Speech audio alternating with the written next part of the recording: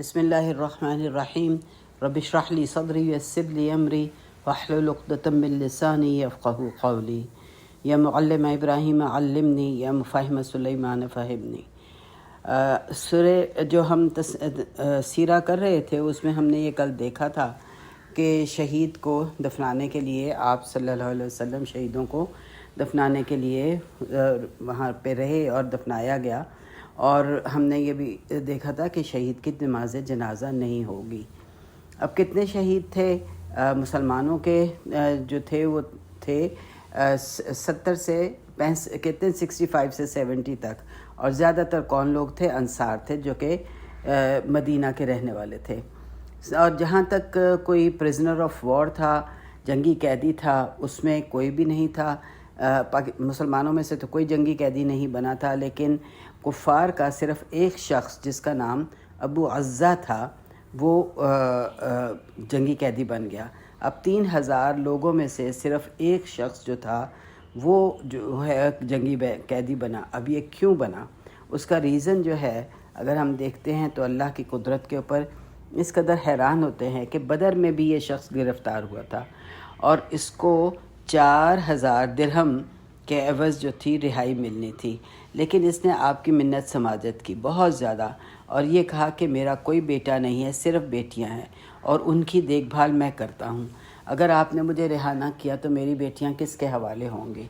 تو آپ صلی اللہ علیہ وسلم نے اس کو معاف کر دیا، لیکن اس سے یہ عہد لیا کہ ہمارے خلاف جنگ میں حصہ نہیں لینا، اور اس نے یہ عہد کر لیا کہ ٹھیک ہے میں آپ کے خلاف کسی جنگ میں حصہ نہیں لوں گا۔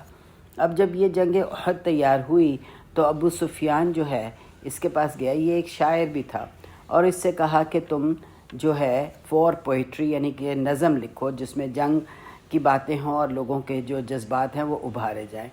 اس نے انکار کر دیا، اس نے کہا کہ نہیں، میں نے وعدہ کیا ہے رسول محمد سے، ظاہر ہے اس کے لیے تو وہ رسول اللہ نہیں تھے، اس نے کہا کہ میں نے محمد سے وعدہ کیا ہے اس لیے میں کچھ بھی نہیں کروں گا۔ لیکن ابو سفیان نے اسے کہا کہ دیکھو ہم 3000 لوگ ہیں اور 3000 لوگ جا رہے ہیں، کیا تمہارا کیا خیال ہے ہم ہار جائیں گے؟ اور جب جیت گئے تو کتنا انعام ملے گا تمہیں؟ اور اگر تم مر بھی گئے تو میں یعنی ابو سفیان اس بات کا عہد کرتا ہوں کہ میں تمہاری بیٹیوں کا خیال رکھوں گا۔ تو یہ عربوں میں چاہے اسلام نہیں تھا لیکن اس وقت بھی جو وعدہ خلافی تھی وہ نہیں کی جاتی تھی، جب کوئی عہد کر لیتے تھے تو اس کو توڑتے نہیں تھے۔ لیکن اس نے اس بات کی جب ابو سفیان نے ایسا کہا تو یہ جو تھا شامل ہو گیا، اس نے پوئٹری بھی لکھی اور جنگ میں بھی حصہ لیا، تو جنگ میں بھی حصہ لیا۔ اب جہاں تک اسلام کا تعلق ہے، اسلام وعدہ خلافی کی اجازت نہیں دیتا کہ ایک دفعہ وعدہ کر لو تو اس کے خلاف نہ کرو، اور اسلام اس بات کی بھی اجازت نہیں دیتا کہ اگر کسی نے آپ سے خیانت کی ہے تو جواب میں آپ خیانت ہی کریں، نہیں، آپ کو یہ اجازت نہیں ہے کہ اگر کسی نے آپ سے خیانت کی ہے تو جوابی کارروائی میں آپ خیانت نہیں کر سکتے۔ اگر کسی نے آپ کو دھوکہ دیا ہے تو جوابی کارروائی میں آپ دھوکہ نہیں دے سکتے، یہ اسلام کا اصول ہے۔ تو یعنی انتقام کی اجازت ہے لیکن بالکل برابری کا، کہ جتنا اس نے کیا ہے اتنا ہی تو آپ نقصان پہنچا سکتے ہیں، یعنی انتقام لے سکتے ہیں جتنا کسی نے کیا ہے۔ اب اس لیے ابو عزہ کو اللہ تعالیٰ نے کیوں پکڑوایا کہ اس نے وعدہ خلافی کی تھی، جاہلیت میں بھی جو وعدہ کیا تھا اس کی وعدہ خلافی کی، اس لیے اس کو وہیں پہ قتل کر دیا گیا۔ اس کے بعد آپ صلی اللہ علیہ وسلم مدینہ آ گئے، اور سارا مدینہ جو تھا اس نے لائنیں بنا کر عورتیں جو تھیں وہ کھڑی ہو گئیں اور وہ ویلنگ کر رہی تھیں، یعنی نوحہ جسے کہتے ہیں، کیونکہ اس وقت نوحہ جو تھا اس کی اجازت تھی، مرنے والوں کے لیے نوحہ کیا جاتا تھا، کوئی خاص آواز میں رویا جاتا تھا، کچھ اس کی باتیں یاد کی جاتی تھیں، اور اس کے لیے اس کے بچوں کو یاد کر کے کہ ان کو کون کرے گا، اس طرح کا نوحہ میں بہت سی باتیں انکلوڈ ہوتی تھیں۔ تو آپ صلی اللہ علیہ وسلم جب آئے تو آپ نے دیکھا کہ حمزہ رضی اللہ عنہ کے لیے کوئی بھی نوحہ نہیں کر رہا تھا، تو آپ صلی اللہ علیہ وسلم نے کہا آج حمزہ کے لیے کوئی نوحہ کرنے والا نہیں ہے، لہٰذا عورتوں نے کھڑے ہو کے فوراً ہی لائنیں بنا لیں اور حمزہ رضی اللہ عنہ کے لیے نوحہ شروع کر دیا۔ آپ نے دیکھا تو آپ نے ان کی تعریف کی، لیکن اس کے بعد پھر نوحہ کو حرام کر دیا گیا، کہ ویلنگ جو ہے اس کی اجازت نہیں ہے۔ اب اس جنگ کے کچھ لوگوں کی شہادت جو تھی اس کی خبر آپ صلی اللہ علیہ وسلم نے خود جا کر ان کے گھروں پر دی۔ مصعب بن عمیر جو شہید ہوئے تھے، ان کی بیوی کا نام حمنہ تھا، اس کے پاس گئے اور کہا احتسبی۔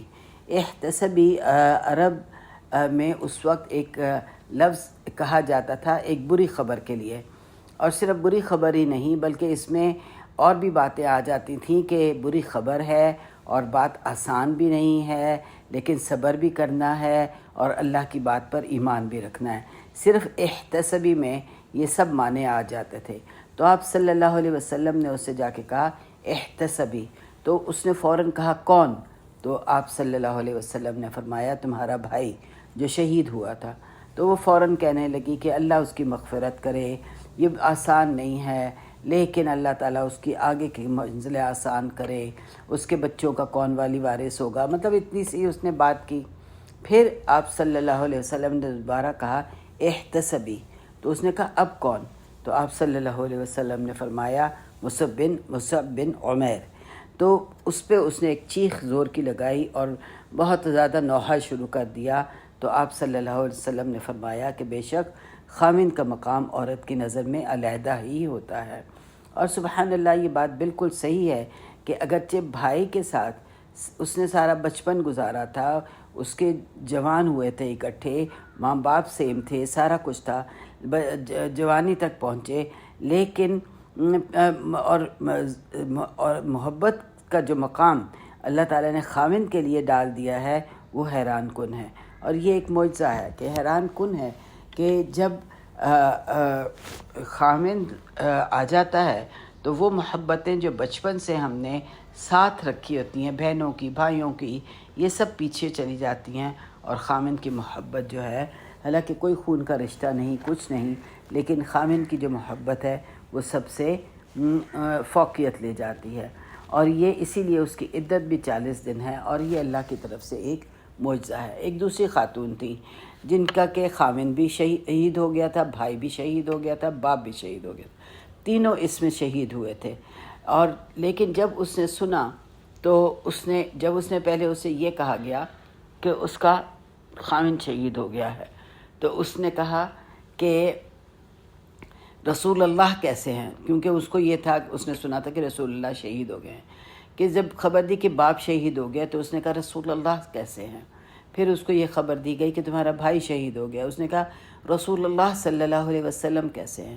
پھر کہا گیا کہ تمہارا باپ شہید ہو گیا، تو اس نے کہا رسول اللہ صلی اللہ علیہ وسلم، میں پوچھتی ہوں رسول اللہ صلی اللہ علیہ وسلم کیسے ہیں، تو آپ مجھے ان کی تو خبر نہیں دیتے ہیں۔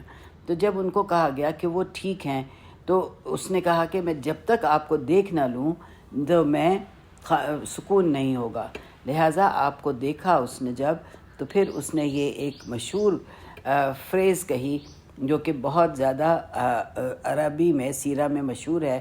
اس نے کہا تھا کل مصیبت بعدک جلل، کہ ہر مصیبت آپ کے علاوہ برداشت کرنا آسان ہے۔ کل مصیبت بعدک جلل، کہ ہر مصیبت آپ کے بعد برداشت کرنا آسان ہے۔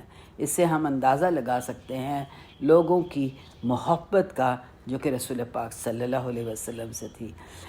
خیر بہرحال فائنلی ہوا یہ کہ قریش نے فیصلہ کر لیا کہ وہ واپس مکہ چلے جائیں گے، مگر کچھ دور جانے کے بعد آپس میں ان لوگوں میں جھگڑا شروع ہو گیا۔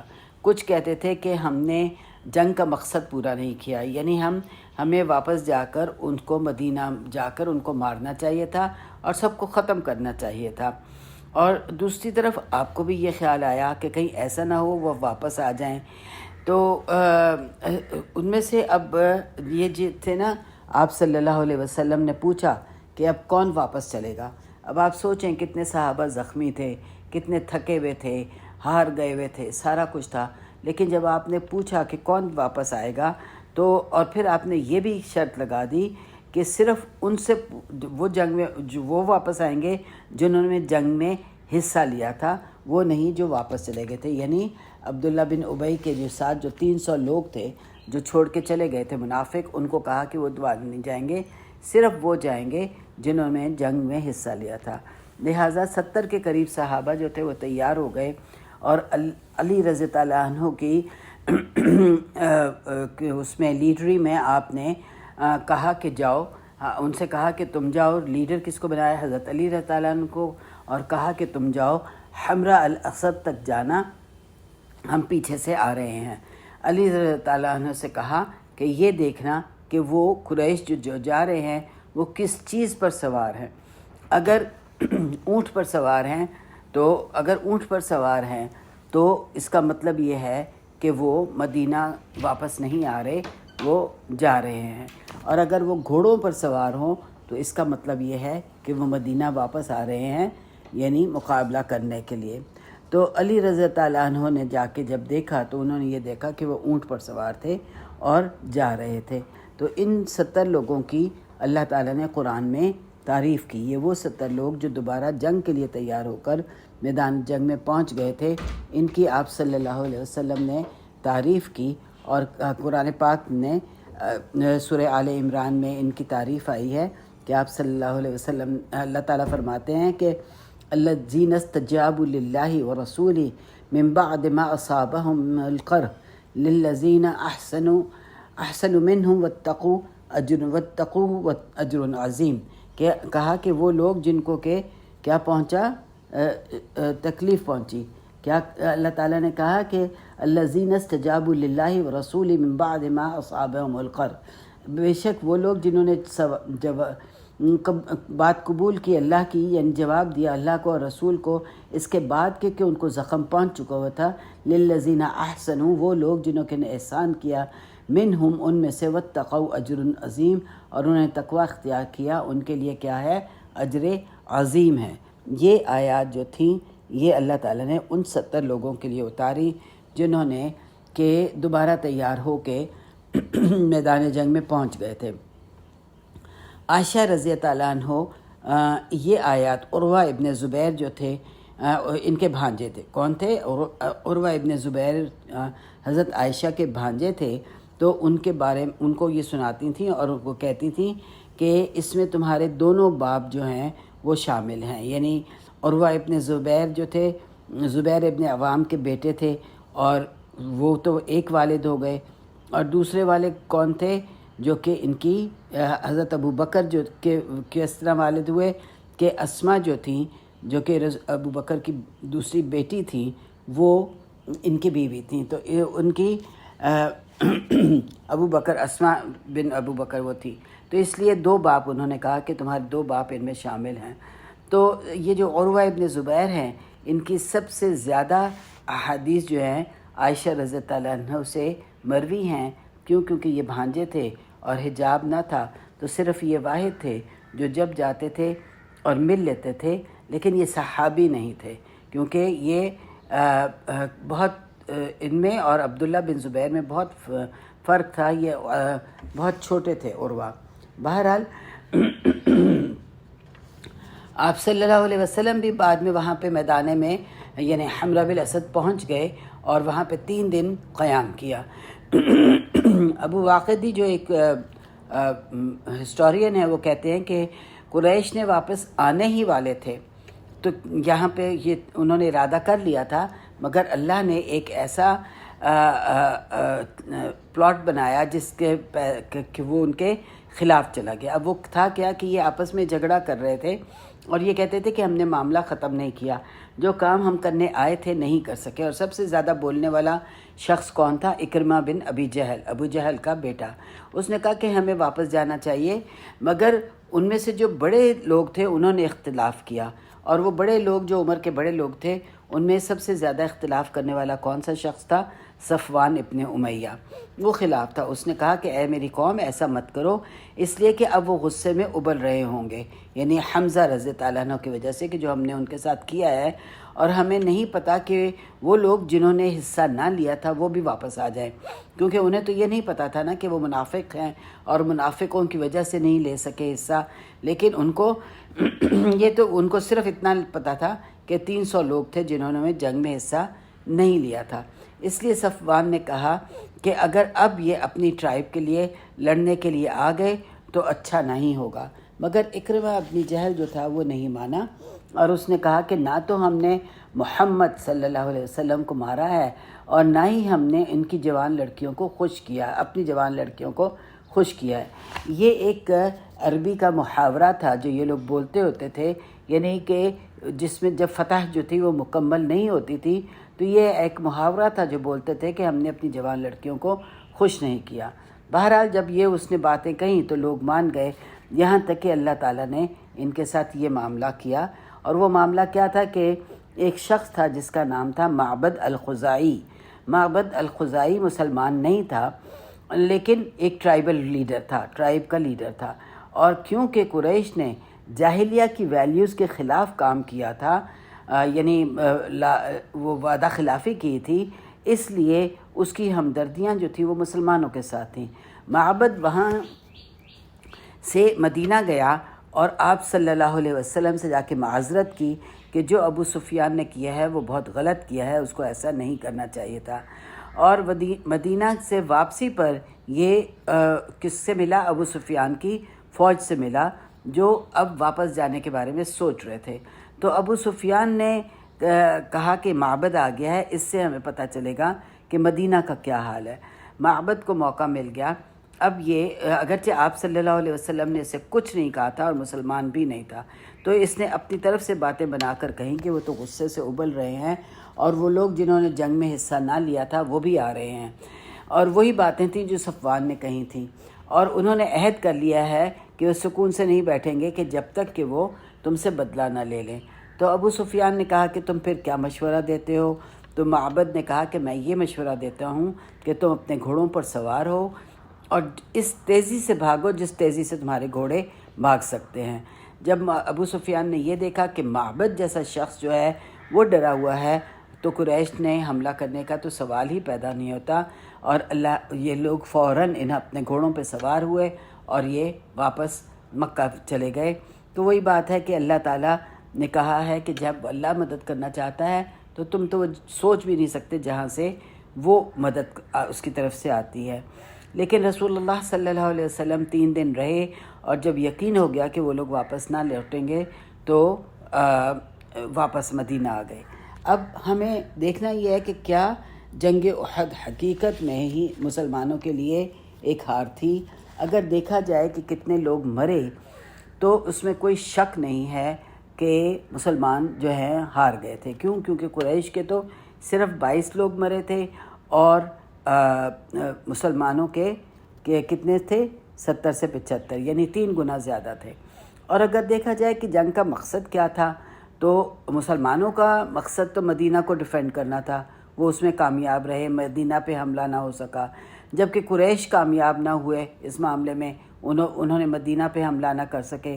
دوسری بات یہ تھی کہ وہ مسلمانوں کو سرپرائز دینا چاہتے تھے اس جنگ کے بارے میں، کیونکہ مسلمانوں کو کیونکہ پتہ تھا اور اس لیے وہ پہلے سے تیار تھے۔ اب تو ابو سفیان کو یہ شک ہو گیا کہ مکہ میں کوئی نہ کوئی ایک اسپائی ہے، ایک نہ کوئی ایسا شخص ہے جو کہ ان کو خبریں دے رہا ہے، اور وہ ہم جانتے ہیں کہ عباس تھے ان کے۔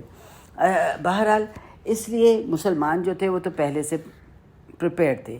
اس کے اب اگر ہم یہ دیکھ لیں کہ کوئی جنگی قیدی، تو ہم مسلمانوں کا تو کوئی بھی جنگی قیدی نہیں تھا، قریش کا ایک جنگی قیدی تھا جس کے بارے میں نے آپ کو بتا دیا۔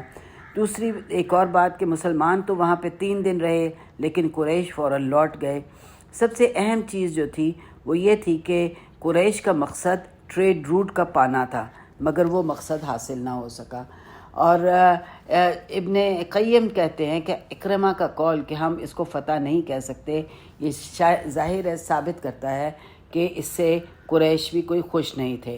اور اگر شہید دیکھے جائیں تو مسلمانوں کے زیادہ تھے، مگر حضرت عمر کا قول کہ وہ ہمارے تو جنت میں ہیں اور تمہارے کیا ہیں؟ تمہارے دوزخ میں ہیں۔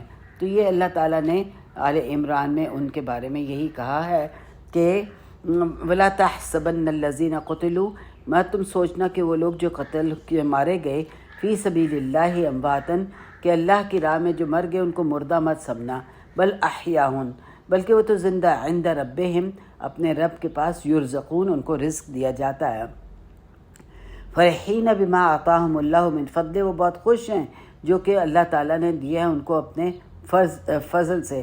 وَيَسْتَبْشِرُونَ بِالَّذِينَ لَمْ يَلْحَقُوا بِهِم مِّن خَلْفِهِم، اور وہ بہت خوشخبریاں لے کے بیٹھے ہوئے ہیں ان کے لیے کہ جو ان سے ملے نہیں ہیں ابھی ان کے بعد. اللہ خوف علیہم ولا هم یحزنون، کہ نہ ان کو کوئی خوف ہوگا نہ وہ غمگین ہوں گے. یستبشرون، وہ خوش ہیں، بنعمت من اللہ وفضل، اور وہ اللہ کی نعمت اور اس کے فضل سے خوش ہیں. وَأَنَّ اللَّهَ لَا يُضِيعُ أَجْرَ الْمُؤْمِنِينَ، اور بے شک اللہ مومنین کا اجر ضائع نہیں کرتا. تو یہاں تک ہم آج اپنی سیرہ کو روکتے ہیں.